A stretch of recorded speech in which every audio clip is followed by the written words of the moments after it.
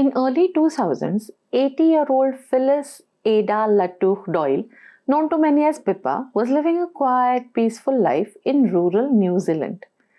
She was surprised by a visit from her son, who had come across something on the internet. There was a story about a brave British female spy who worked behind enemy lines during World War II. The more he read, the more suspicious he grew. Finally, he decided to confront his mother. Could the British spy named Phyllis Latour be the same as his mother Phyllis? Yes, she said, they were one and the same. All her life, she had chosen not to divulge the true nature of her work to her children or her ex-husband. They thought she had been a balloon operator during the war. After her children discovered the truth, she finally agreed to collect all the medals awarded to her for her bravery. Pippa Latour lived a long and healthy life, and when she died peacefully in October 2023 at the age of 102, she was the last secret agent from the Second World War. To find out more about this amazing woman and her memoir, let's switch on the reading lamp.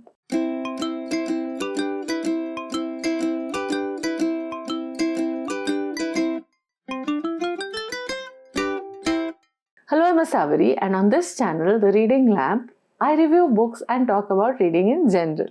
Let's dive into today's book, but no spoilers, no worry, just the cover story. Pippa Latour was born in Durban, South Africa in 1921.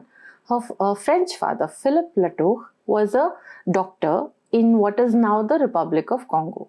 He was killed in a tribal conflict when Pippa was just 3 months old. Her mother Louise also died when Pippa was 3 years old. Pippa grew up in the care of various aunts and uncles in the Belgian Congo, Kenya, France, and finally went to the UK at the beginning of the Second World War. She joined the Women's Auxiliary Air Force in November 1941 as a mechanic. But because of her fluency in French, she was recruited into the Special Operations Executive or SOE 2 years later to serve with the F section. She learned how to encipher messages and send them in Morse code, as well as how to fix a broken wireless set. She was trained in parachute jumping, in how to fire a Sten gun, and in escape and evasion. A cat burglar was taken out of prison to train her and other operatives in how to get in through a high window and go down drain pipes and how to climb over roofs without being caught. In May 1944, Pippa was parachute dropped into Normandy a few weeks before the Normandy landings. The men who had been sent just before her had been caught, tortured, and executed. From May to August 1944, Pippa worked in disguise, gathering intelligence, memorizing details of German troop movements, ammunition stores, and fortified positions, and sent 135 coded messages to London, more than any other female agent in France. Every day she spent behind enemy lines, and every coded message she sent risked capture, torture, and death. But she did it because thousands of lives depended on her messages. And she did it with precision. In 4 months, she never made a single mistake. I don't think you need any more convincing to read her memoir, but let me tell you the 3 things that made me race through this book in less than 2 days. Speaking my mind. Point number 1, the different perspective of history that you get. World War II comes alive through Pippa's memoir. I know there are hundreds of movies, excellent movies, and a vast number of fiction and non-fiction books about the Second World War. But what you get in this book is different. This is the unvarnished, first-hand experience of a secret operative behind enemy lines, that too a female operative.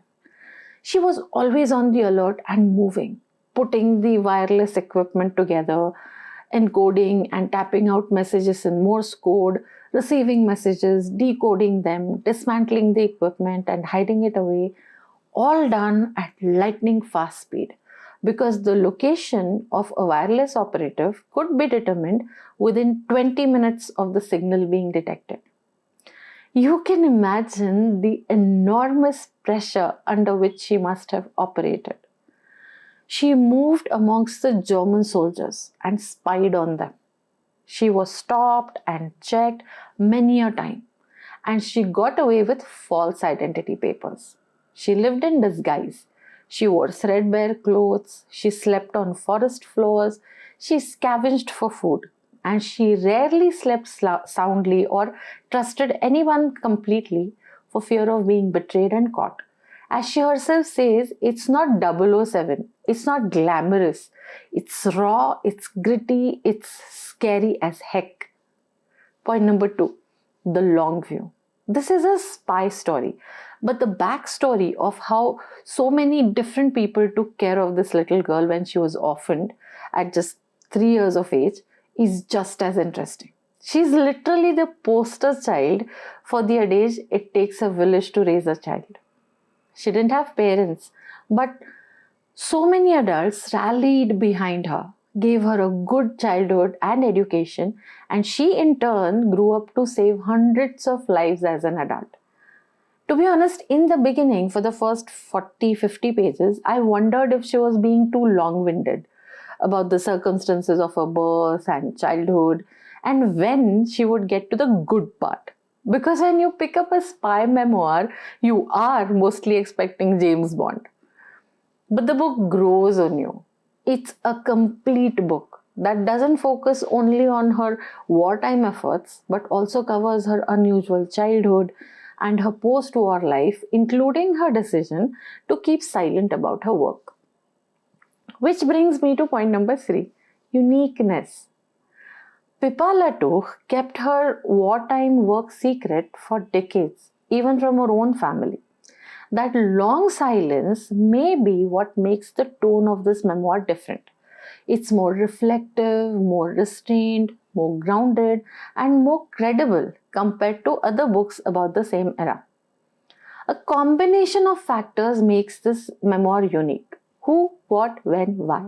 Who she was, a female SOE operative. What she did, wireless operator behind enemy lines. When she revealed her story, decades later, and why it matters. Because she was the last living secret operative, and this may be the last first-person account we will ever be able to read. It is also unique in its universal appeal. It is a book that you will enjoy reading whether you're a history buff or a thriller fan or a biography enthusiast. At less than 300 pages, it is also a quick read, although it provides plenty of food for thought and further reading. Now let's see how the book scores on our LINEDSCAPE book rating system.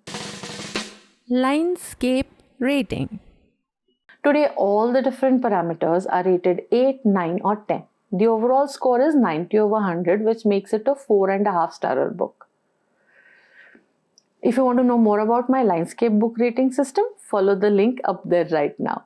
Now it's time to put my thoughts In a nutshell. The Last Secret Agent is the non-fiction memoir of Pippa Latour, who was an SOE operative or a British spy during the Second World War.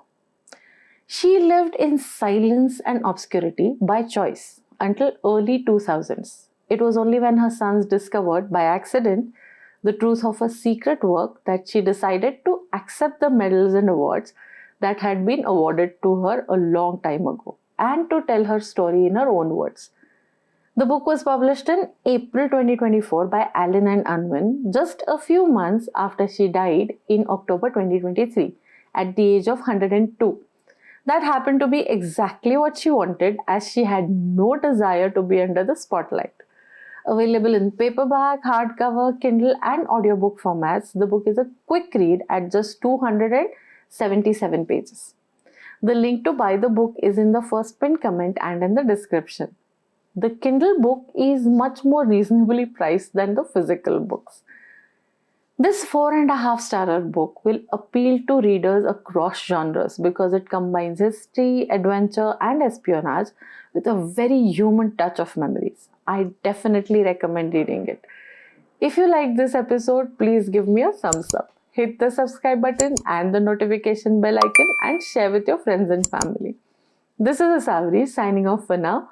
Until the next time, have fun under the reading lamp. Switch on, read on.